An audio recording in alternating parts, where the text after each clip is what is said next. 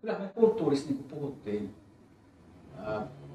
varmaan siitä asti, kun itse on ollut tässä, ja siinä oli tämä yhteisohjautuvuus, se on strateginen, sitten on tämä Lean, joka nyt on muotoutunut sinne vakioiduksi toimintatavoiksi, ja sitten on laatu, ja sitten on tämä osallisuus. Ne oli niin kuin ne neljä ydintä, ja sitten kun tämä alkoi syntyä, niin se, niin kuin, että miten me saataisiin niin kuin mukavalla, helpolla ja jännittävällä tavalla paketoitua nämä teemat yhteen. Ja sitten, että se olisi jollakin tavalla skaalautuva. Niin tämä jotenkin, tämä tuottaa sen just niin kuin, että ne ismit ja ne vaikeat sanat pois. Ja sitten, että kun tässä on A, B, C, D, E, niin kaikki ne on niin kuin yhtä hyviä ja ei poissulje toisiaan. Ettei se ole niin kuin, että A on ihan erilainen vastaus kuin B.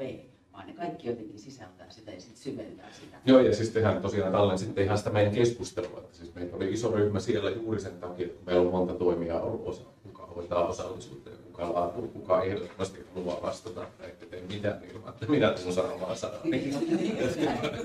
Olihan meitä siellä enimmillään toistakymmentä henkilöä siinä projektiryhmässä meidän puolelta ja sitten laitetaan postit ja seinään. Aletaan kuvasta miettiä, että mitkä olisivat ne ydinalueet. Ja sitten te aloitatte sitä meidän keskustelua, jota tulvii aivan loputtomasti siellä. Teette jotain taikoja siellä taustalla ja siinä mielessä se oli ihan mieletöntä, miten nopeasti te sitten teitte niitä semmoisia valmiita väittämiä ja hyviä kysymyksiä.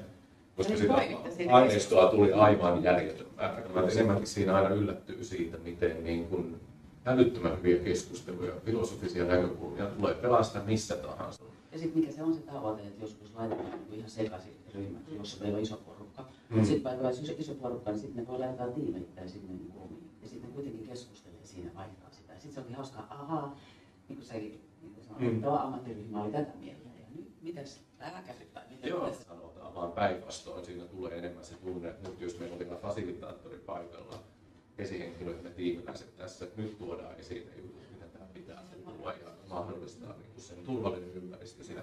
Ja sitten siellä aletaan puhua sitä, että meillä, niin kuin, pitäisikö meidän tehdä sitä, että sitä tulee tosi paljon sitä puhetta.